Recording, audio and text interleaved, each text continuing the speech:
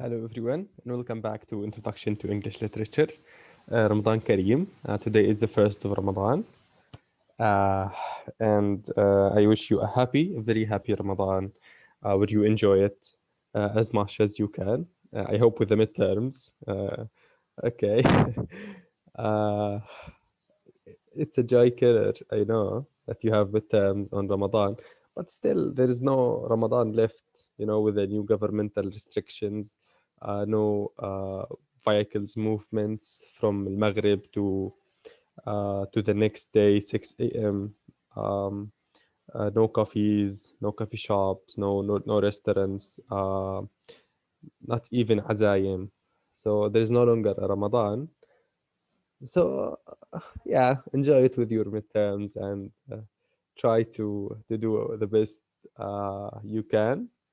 Uh, and I wish you a healthy and a happy time uh, with this bad situation, with the spread of COVID-19. And I want to remind you again and again to not only to maintain social distancing and um, the instructions of staying safe during this time, but also to tell everyone to do so, to remind everyone around you, your family, your friends, your neighbors, okay? Because you're an educated person, this is our role. We, the educated people, the university wits. Okay, this is our role to educate people, to tell them, um, to remind them of the importance of maintaining those instructions to stay safe and to keep our beloved ones safe, to keep our grandparents, to keep our parents and our neighbors safe and sound. Okay, last time we talked about the Commonwealth and the Restoration, and for the first time in the history of England, we don't have a king. Not us, the English people, but also us because we're living with them in a way, right? Aren't we living with them now in this course? Aren't we living in England? Didn't we live with Beowulf and then with Chaucer? Right? With Skelton, with Shakespeare, with Marlowe, with Ben Jonson, with John Donne. They're our friends, right? So us also with them for the first time in our history, we don't have a king. We have a ruler. Maybe in a way he was Cromwell. He was better than a king, better than the kings because he was a strong ruler, a successful one. But ironically, see, this is a sad paradox also in a way that when he died, he was succeeded by his son. And this is so paradoxical, so ironic, because how different from a king you are then if you're succeeded with your son. This is unfortunately our reality in the Arab world. We don't want to engage in politics, but also we know this, right? The Arab countries are either kingdoms where you have kings and princes and, um, or yes, republics, but the same, you know. When the president dies, his son succeeds him, unfortunately. Uh, Okay, we don't want to engage in politics. Let's start our today's lecture with John Milton. Now, we are in front of a new prominent character in the English literature history. This one, John Milton, is the Chaucer of his time. Okay, the most important poet of his time, and he wrote one of the most important texts in the history of England, if not if not actually the one most important text, which is Paradise Lost. Okay, today um, we will discuss the relationship in a way between literature and religion. Remember, we discussed the relationship between literature and reality and politics. Uh, Now we are discussing the relationship between literature and religion. Maybe in the next lectures, we'll discuss the relationship between literature and science, maybe literature and psychology. Okay, uh, so Think about this. What's the relationship between literature and religion? Do we have literary features in the religious texts? Right? And generally in religion, don't we have the stories, the legends, uh, these literary features and vibes here and there in religion? And don't we have religious impact on literature, religious expressions, religious themes sometimes in literature? So think about this. What's the relationship between them? Who affects the other, and how? In what sense? Today we'll talk about Milton, the writer and a politician, because he was a politician. We'll talk about his major text, Paradise Lost and Paradise Regained. Paradise Lost. It's translated in Arabic. How can we translate this? Paradise Lost. Paradise, heaven, paradise. Paradise. In Arabic, it's translated beautifully to Al Firdaus Al Mafqud. Al Firdaus Al Mafqud. Okay, Paradise Lost. And then we have Paradise Regained, regained, restored, because now it's lost and then regained. And then we have Samson. We talk about Samson. Samson is our fellow. He's from Gaza. Okay. Briefly, we'll talk about him. Okay. Now let's start with Milton. John Milton. Now, John Milton is a figure, a literary figure who combines the features of the Renaissance and the Restoration, the post-Renaissance. Um, with all, there's a lot of things happened in the 17th century, a lot of drama. Okay. um, he saw all the struggles, all the changes in the history of England at that time. So he links these things together. He's a smart person and he's a politician, remember? We'll talk about this. So also he knows more things. He's close to the leadership. But also, he was an ambitious writer, an ambitious person, and an ambitious writer. And he always wanted to reach the level of Chaucer and Spenser, the greatest poets of English, of the identity of England. He always wanted to reach to this level. Uh, he wrote poetry, but he also wrote prose. Remember the pamphlets? He wrote pamphlets um, um, on daily life issues, politics, marriage, divorce, education, freedom of the press. Um, because remember he was a politician, and politicians, sometimes now they write articles, they write opinion articles on the newspapers, on the websites. At his time, they wrote pamphlets. And he also was the latent secretary to Cromwell, like a minister, you know, wazir in a way. Okay, he was the latent secretary to Cromwell in the early years of the Commonwealth. And this is why, after the restoration, when the son of Cromwell Cromwell succeeded him, and he was a bad leader in a way, not as strong as his father, and then they decided to bring back the king. What happened to John Milton, who was a minister in the time of Cromwell? Okay, he flee. Okay, yeah, because now they will want him, but then they caught him and put him in prison. Okay, so he was arrested, but then he his friend Marvel helped him out of prison. But at that time, at the end of his years, when he got out of prison, he lost his sight. He became um, uh, he he no longer can see. Okay, this is our friend John Milton. His very important text is the most important one is Paradise Lost. And when you talk about Paradise Lost, it's a poem, yes, but I'm talking about a 1 page or 2 pages or 3 pages. We're talking about 10,000 lines. 10,000 lines. Can you imagine this? 10,000. So this is why we're talking about something as great as Chaucer, as great as the Canterbury Tales, as great as the Fairy Queen, because this is a very long text. But not only because it's a long text, but also because of the theme and because of the characters. Can you imagine who are the characters in Paradise Lost? You know, it's about paradise, heaven, and Paradise Lost. When was it lost? The paradise.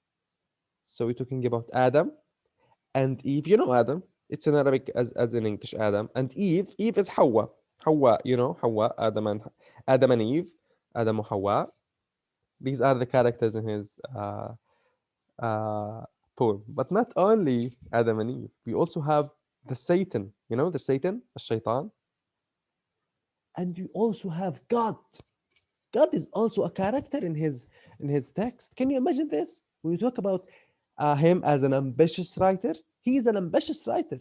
He brings God, the Satan, Adam and Eve, um, the Garden of Eden. You know, Jannat Adan. It's mentioned in the Quran, Adan. Okay, so all of these things are the characters, the settings. The whole thing occurs in the heaven. Okay, in the paradise. Okay. Now again, when he lost his sight, when he became blind, he wrote Paradise Lost. Meaning at his last years, and it was published in 12 books. It's so big in 12 books in 1667. Okay. Again, we have he discusses the creation, you know, the creation of Adam and Eve, and you know what happened in heaven. You know this. You're familiar already with this. Okay, we have the figures of God, Satan, Adam, and Eve, and he discusses the fall of mankind, um, and he discusses who is uh, responsible for this. Now, this text is as all of you can expect, uh, caused a lot of controversy.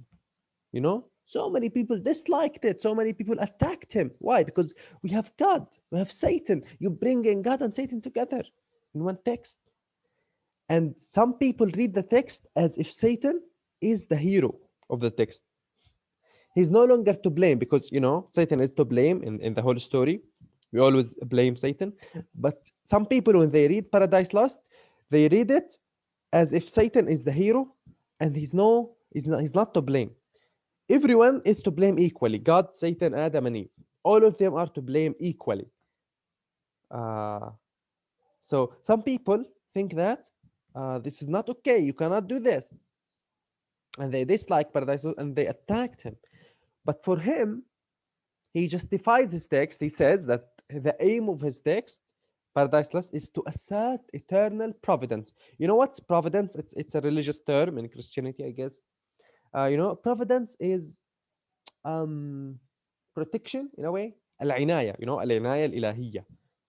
To assert eternal, how God is taking care of everything, you know, the eternal providence, and justify the ways of God to men. To justify the ways of God, okay? To tell men means the human beings, not only men and women, to tell them why, or to tell them how just God is. That God is not, um, um, that God, when He does what He does, He's just, He's fair. To justify the ways of God to men. But again, whose job is this? Who's responsible to justify the ways of God to men? You know, the prophets, the messengers, you know, Jesus, Muhammad, Moses, you know, Noah. These are the people who are responsible to justify the ways, Abraham, you know, to justify the ways of God to men.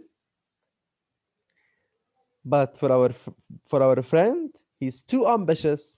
He takes this role as if he's a messenger, as if he's a prophet. He wants to justify the ways of God to men. Okay? Um, so again, the text can be read as a religious text supporting the Christian ideals. You know, there's no Jesus here, Adam and Eve, and you know, God, the heaven, the paradise. But other people uh, read it in a different way. Not only that, it blames everyone the same, makes everyone the same, putting the blame on everyone, Adam and Eve and Satan and God. But also how this text addresses the freedom of choice, because we humans are obsessed with this ability to choose, not to be to have a strict way that you should follow. We love to choose, or at least to believe that we have the freedom of choice, even if we don't sometimes. But we love to believe that we're doing what we're doing because we chose to do so, right? And this text can be read as a way of stressing the freedom of choice of Adam and Eve. Okay, because they chose to eat from the tree of knowledge, right? The forbidden fruit. Uh, I guess in Islam there is no clear clue about this fruit, but in Christianity, I guess it's an apple tree. Um, okay, but it's the tree of knowledge. So they chose because, again, remember remember our friend Marlo and Dr. Faustus. The human wants to reach beyond the limitations, right? So they chose the path of knowledge. They wanted more knowledge. Okay, and uh, this caused the horrific, the tragic leaving of the Garden of Eden. Uh, to where? To the unknown, because they were in paradise, in heaven, in Eden. But what's other than this? What's outside? What's here on earth? They didn't know, but they still chose to follow their paths. One of the reasons I told you that why we love literature, I always tell you this, is because we cannot always have all the experiences, right? Can we experience going to heaven and then leaving it? Because if we managed to reach heaven, we won't have the luxury of choice to choose to leave it, right? But only in literature we can do this. We can see this experience that we cannot, maybe never, have, to reach heaven with Adam and Eve, and to leave it with them, and to see the consequences. And this is why literature makes us a better people, because uh, when we read literature, when we see how these choices affect those characters, we don't follow them, or sometimes we follow them, okay? Because we become more aware of the consequences. Now, let's see this uh, extract from your book, from Paradise Lost. The world was all before them, where to choose their place of rest, and Providence their guide. They, hand in hand, with wandering steps and slow, through Eden took their solitary way. Who's them, or who are them? Adam and Eve. So the world was all before them. Everything is before them, Adam and Eve. Where to choose their place of rest, paradise, heaven, with his providence, God, the eternal providence of God. But they, hand in hand, together. And this is very important, hand in hand, because in Christianity, especially in Christianity, and in even in some Islamic teachings, but not in the Quran. The Quran does not blame Eve. The Quran blames them equally, or sometimes maybe blames Adam more. But some sheikhs here and there repeat this. But in Christianity, it clearly, Eve is clearly responsible for the fall. She ate, or convinced Adam to eat from the fruit. But here, see in Milton, they, hand in hand, together. They are both to blame equally, hand in hand. Unlike the Christian teachings that Eve is to blame more than Adam, that the woman is to blame more than the man. But here, no, they, hand in hand, and see how sad, how tragic this wandering steps, slow steps, wandering steps and slow, through Eden took their solitary way. So they left heaven through Eden. While they were leaving, they were seeing everything in Eden, the best place ever there in heaven. So they're seeing everything, but they're leaving it and going to the unknown. And this is again literature. Okay? Uh, let's see this very, let's say, beautiful. It's not that beautiful because it's horrifying, but it's good. It's good. The good description of hell. From Paradise Lost. He's describing hell. A dungeon horrible, dungeon, the dungeon is, a dark place, a dark, place where there's no light, dark, very dark.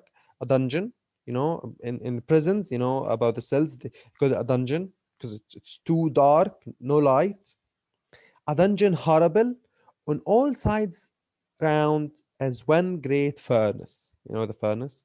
So he's he's describing hell, flamed, there are flames. Yet from those flames, because when we have flames, you know, when you have fire, a fire, flames, what do we get from those flames? We get light, right? Because the fire brings light. This is why we have the candles, um, the flames give a light. But yet, from those flames in hell, yet from those flames no light, no light, but rather darkness visible. Can you imagine this? I cannot. I cannot imagine flames with no light, but instead darkness. The darkness is visible. How can darkness be visible? Because it's the opposite. This is the paradox. But can you believe? Because he's talking about hell, and yes, we cannot imagine hell. And this is why it's horrible. This is why it's horrifying. This is why believers should be afraid of it. This is why they should not commit sins so that they do not go to hell, the place that they don't know anything about, but only they know that it's horrible. It's dark, you know? Even though there are flames, okay, and it's too hot, and flames, you will get, I don't know, burnt alive.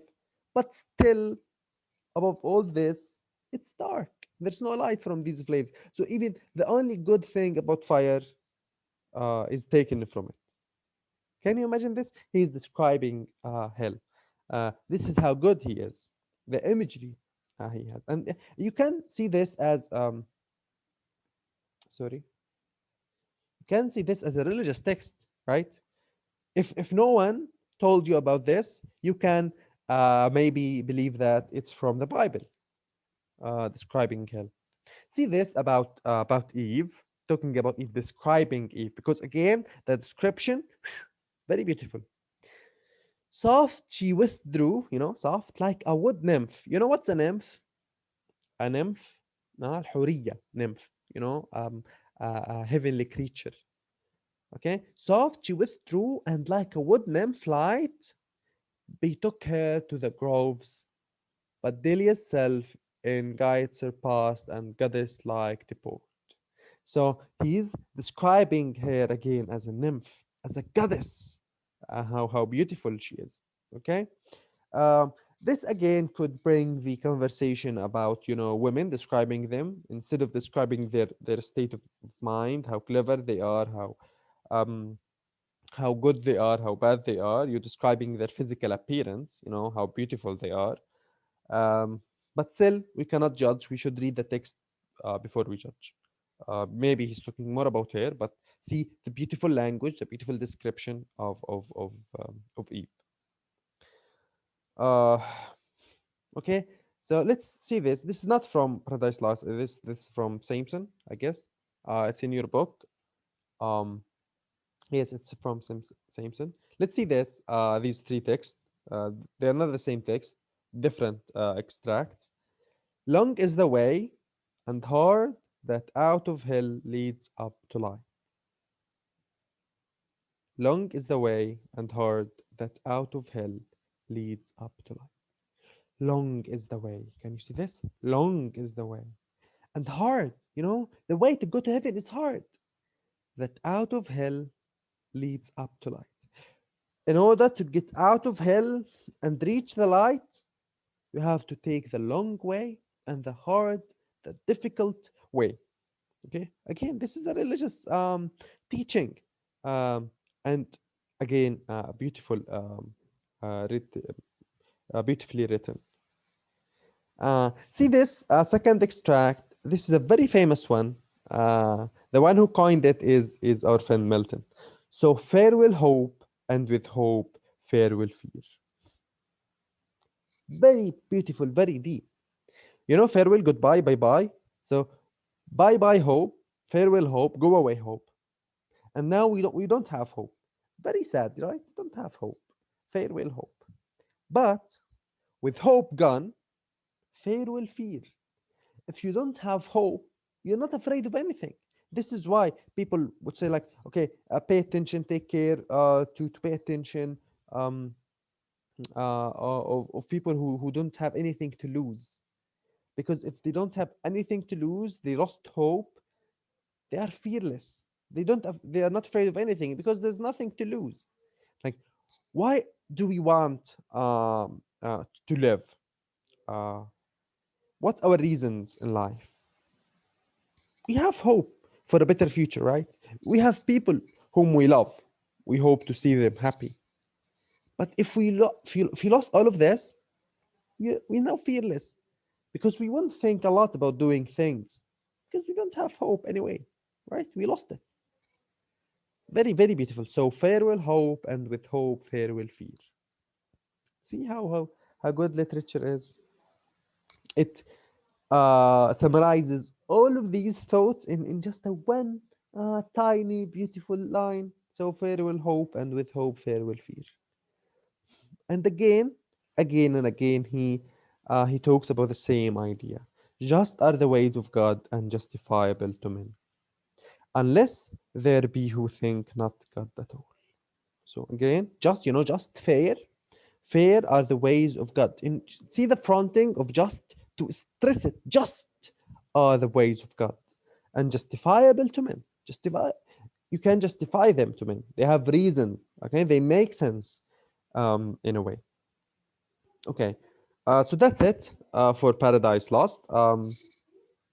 Let's quickly. I don't want this to be a long lecture. Let's quickly talk about Paradise Regained. Uh, Now, the only thing we need to know about Paradise Regained is that it's also a religious text, but we have a new character here, the Savior. Who's the Savior in Christianity? Jesus Christ. Jesus in Paradise Regained is uh, comes back, and uh, he's the hero in this text again. So again, this tells how ambitious he is. So if there's no Adam and Eve and God and Satan, we have Jesus. We have Jesus, Isa, the prophet Jesus. Okay, uh, so he's in a way a kind of a hero for the restoration. You know, almost a return to the ideal figure of medieval religious texts. Remember those great figures who fight everyone and everything. By the way, some people read Paradise Lost, and this is very important. Write this down on your books or here or there. Some people read Paradise Lost, the original text. They read it as an allegory between, allegory of the political situation, as if, uh, you know, the Commonwealth is paradise. Because he's part of the Commonwealth. He was a minister there. Remember, he was a secretary of Dayton secretary. Uh, it is the paradise, okay? And then when they committed the sins, what happened? The paradise was lost.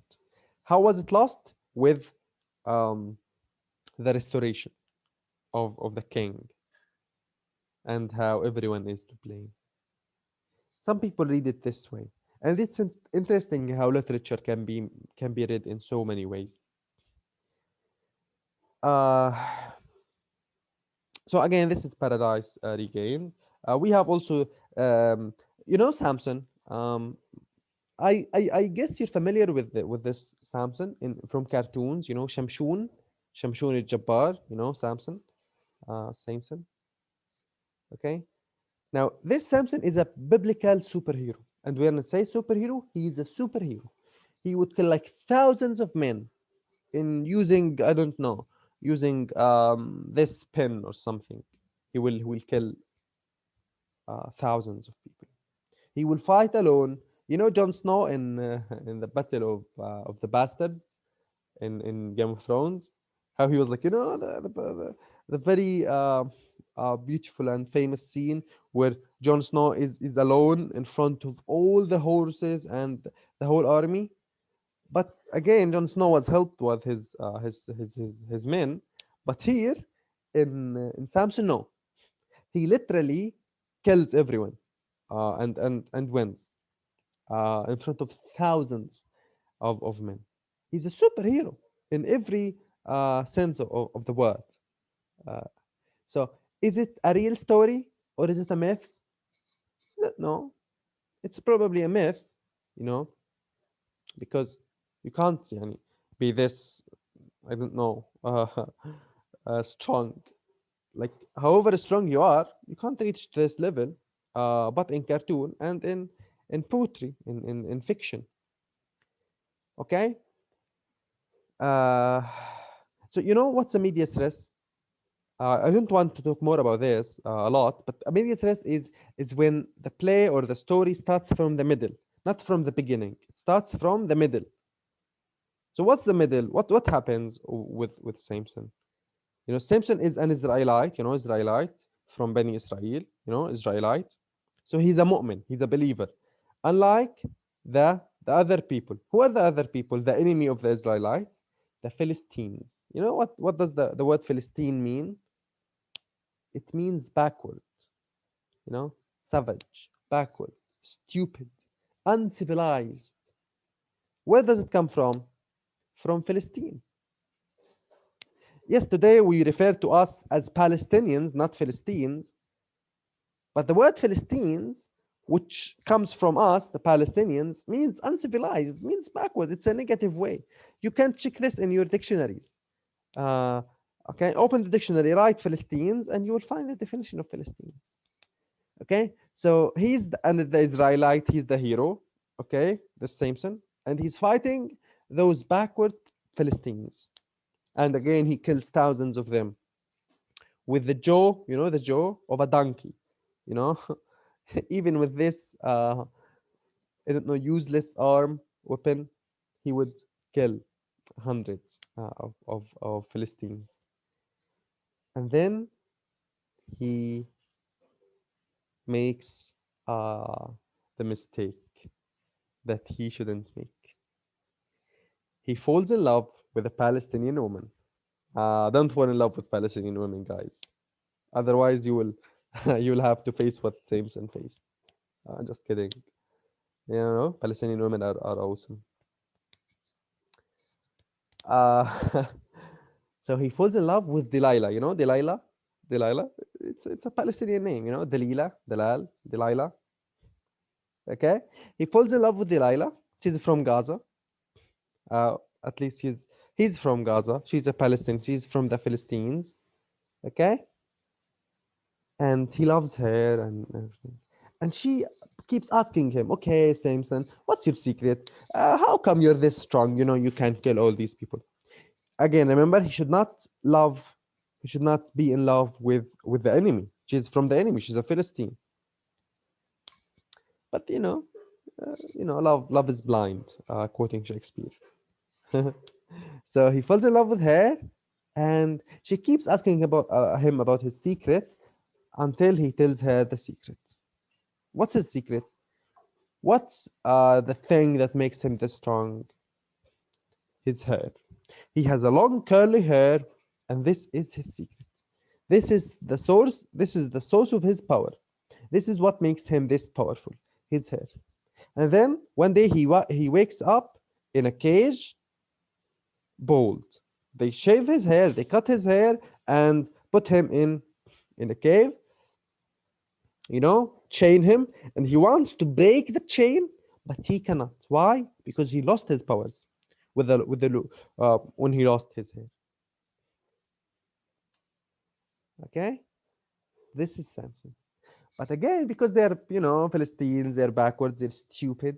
They forget about him. They go party and they are happy now. Um, they won, and then they forget about him, and then his hair grows up again, and then they are inside the temple, and he regains all his power. And then he destroys the whole place, killing all of them and killing himself with them. So in a way, this is a tragic hero in a way. But see how we are framed, the Palestinians as the Philistines, the backwards, you know. And he's our guy from Gaza, this Samson. And by the way, Samson, yes, this is a fictional story by Milton, but Samson is from the Bible. You know, it's from the Bible. So he's a real character. At least he's mentioned in the Bible. I don't know if he's real or not, but he's mentioned in the Bible, and he's from Gaza. Maybe from I don't know from Rimal, uh, or from Khan Yunis, or from Shujaiya. We cannot tell. Okay. So that's it. That's pretty much it for today. I hope it was a pretty easy lecture. What do you think about Paradise Lost for discussion? Do you like it or not? And why? What's the reason? Do you think it's all the controversy about it is reasonable or not? Do you find it okay to bring religion in literature and literature and religion or not? You want to separate them? What do you think? Tell me about your opinion in the discussions. I really like the last discussion, guys. I'm really proud of you with your contextualization. I reply to you as soon as possible. I'm freakishly busy these days, but I reply to you because I really liked all the things you've done. Good job, guys. Okay. Uh, one last thing before we finish about the midterm. You have a midterm exam. خلاص في midterm because we said there's a midterm, and for you to study, you still have plenty of time. Um, the first week, not this week, the second week, I guess, I suppose, is the week of the um, for the متطلبات. And then the next week, you start the exams, التخصص والكلية, no? So you still have time. I told you before there's exam. I told you there is still exam even with the situation. I hoped it would be a face-to-face exam, but that's what we've got. Again, at the beginning when I told you about the assessment criteria, I didn't tell you that there is a room for the midterm exam. But now with all this situation, I cannot check your portfolios because we no longer have face-to-face lectures. But still, I like the portfolios. I know that so many of you like the portfolios and they help you study. So I'm thinking about this. How can I grade your portfolios? I cannot. And unfortunately, even I didn't grade half of them for all of you. Some of you, but not all of you. So I'm thinking about this. We'll take out the portfolios. They have zero marks. I hope um, things will go back, and then we might think of bringing it back.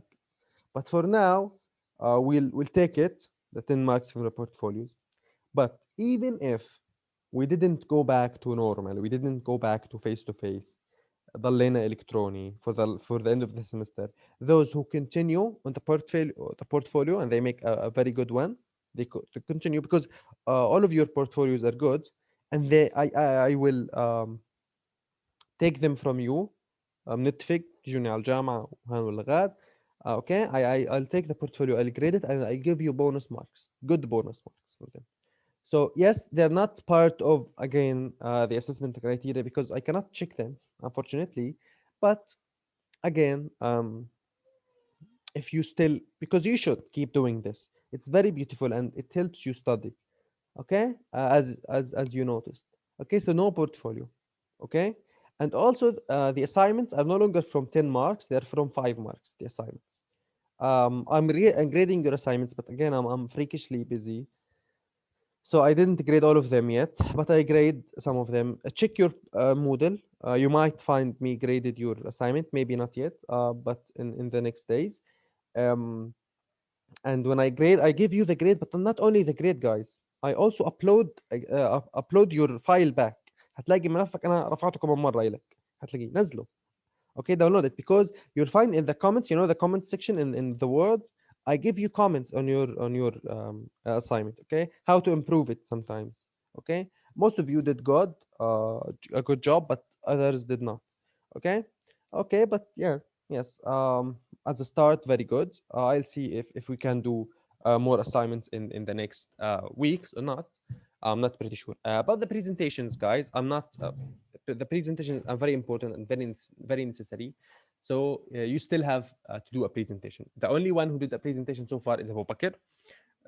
But the rest of you should record the presentation. Make a PowerPoint slides, and then open Zoom, record your presentation for 7 minutes. Okay, 7 minutes, 7 minutes and a half, 6 minutes and a half. It's okay, but 7 minutes. Don't go for 10 minutes or 15 minutes, and don't give me 3 minutes or 4 minutes. Okay, stick to 7 minutes, something around 7 minutes. But before you do your presentation, tell me about the topic, so I can tell you this is a good topic, go on. If not, but don't tell me what should I do about you. No, you should choose the topic, but then tell me so that I give you the approval. Okay, so this is for the presentation. It's very important, and still you still have to do your presentations. Okay, thank you everyone for watching this lecture. I hope it was an easy one and a small one. See you next time.